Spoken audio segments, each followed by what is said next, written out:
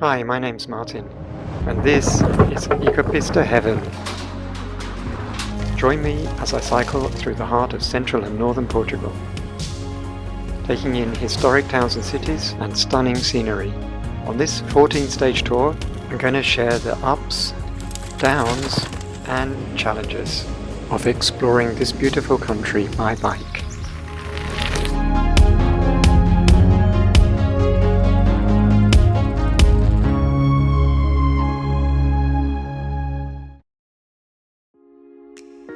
The big day has finally arrived. It's Saturday the 10th of May 2025, and today I'll be leaving the beautiful city of Porto, which has been my home for the last month, and head out on a 14-stage solo bike tour. I'd carefully packed my bags and said goodbye to my hosts. It had rained heavily overnight, but now the sun was shining, and I was a little nervous but ready to go.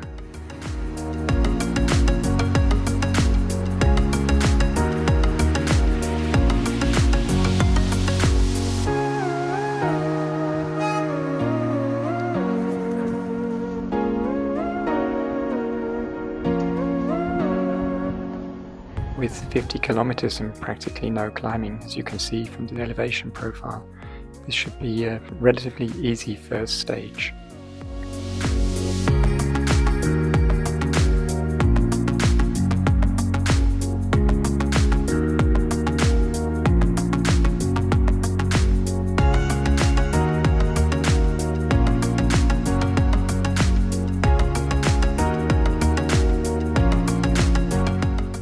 To get down to the River Douro, I decided to take practically the only cycle track in the city.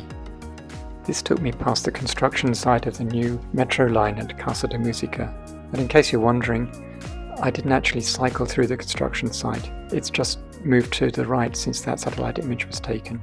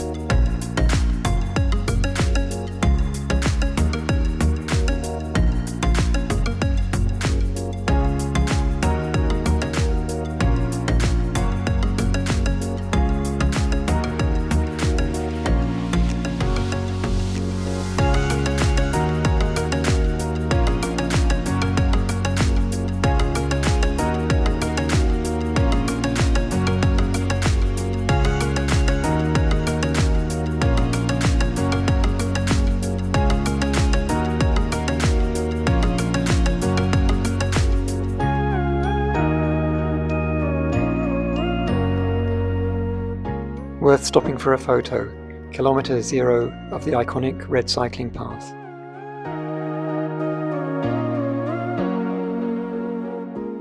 And just round the next corner, the smell of salt air and the crashing of the Atlantic waves.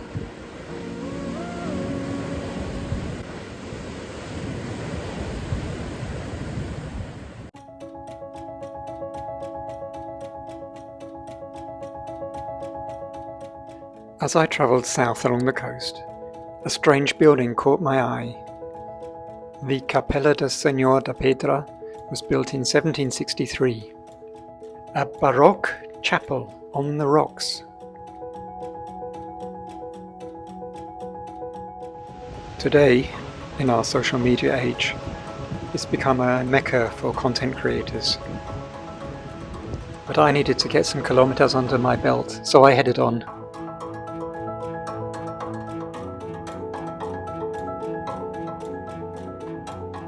At Praia de Bocamar, I found the perfect spot for lunch.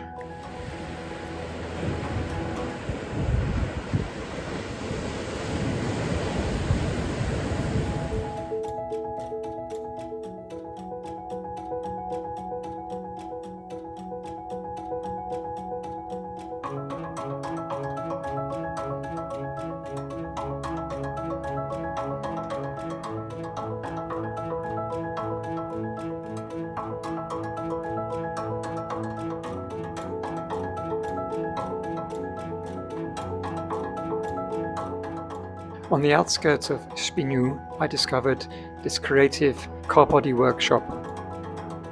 Then I crossed the Barinha de Esmeralda on this beautiful wooden bridge.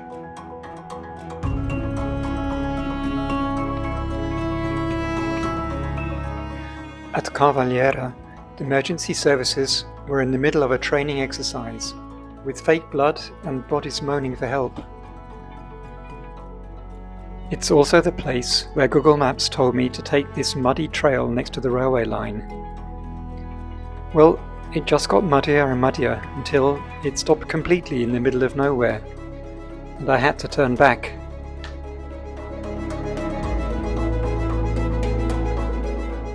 But catching up for lost time by taking the main road, I soon arrived on the outskirts of Ovar.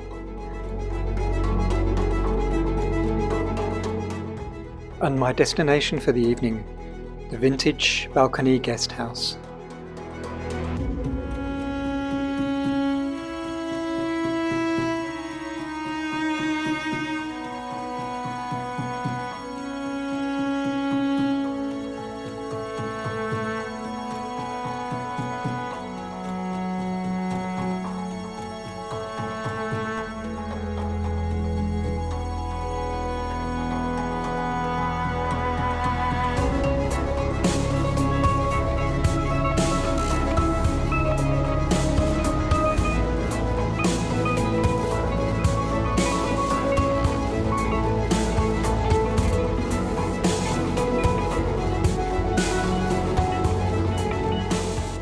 So happy and rested, it was time to take a walk into town, have a look around and get something to eat.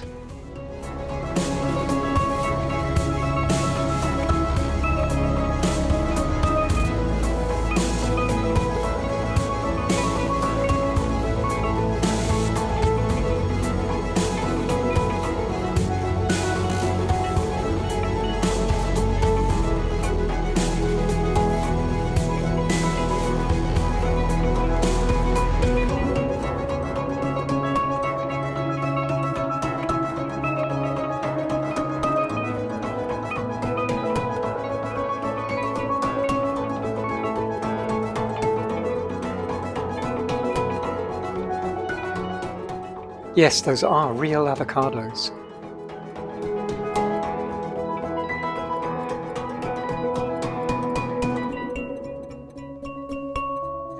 Walking back at twilight, my day ended with this somehow Hopper-esque image of suburban Portugal.